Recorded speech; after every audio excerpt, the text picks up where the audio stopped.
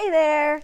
Welcome to another Wednesday teaching. I'm Jasmine, and we are in our Lent study. Every week we show up and we come together for the purpose of loving God, loving His story, and living devoted.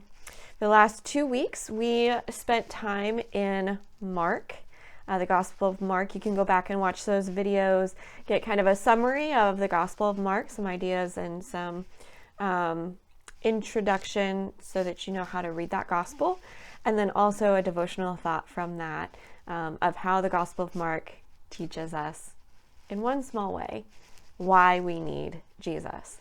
This week we are digging into Luke, which, if I am perfectly honest, is my second favorite gospel right after John. I love Luke because it has a completely different feel than the other Gospels, as is the case with any of the Gospels. We talked when we introduced Mark that each Gospel is written for a certain purpose. As I was planning out this video and the content today, I was thinking, I was like, some people give the Bible a hard time because there are 4 different Gospel accounts and they don't match up exactly. And I was thinking, I was like, you know what? I understand why someone might take issue with that. But also, if they were exactly the same, why would all 4 be included?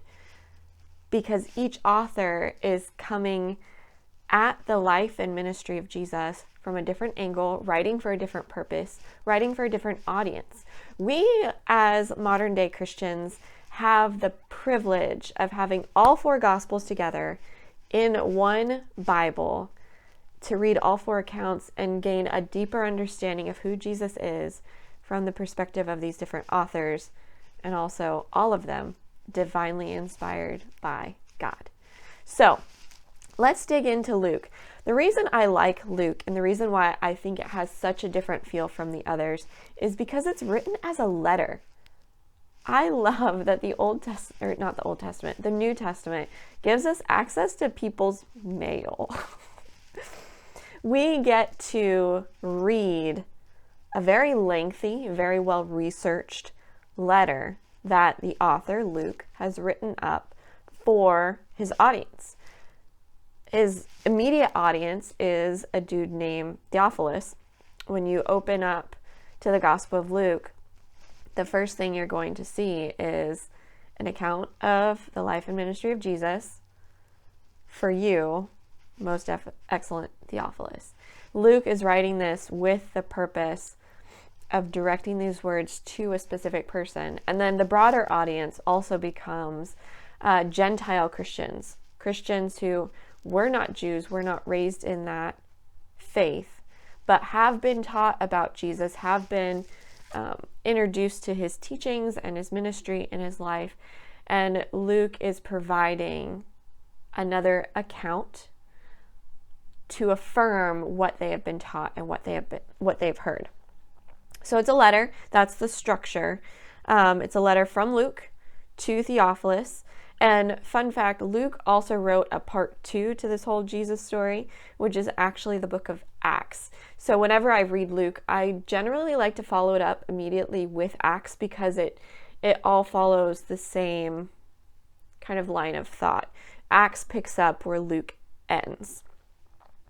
Luke is a researcher. He is not an eyewitness. We talked about this with Mark last week. These two Gospels are not eyewitness accounts. The authors rely heavily on the accounts of other people.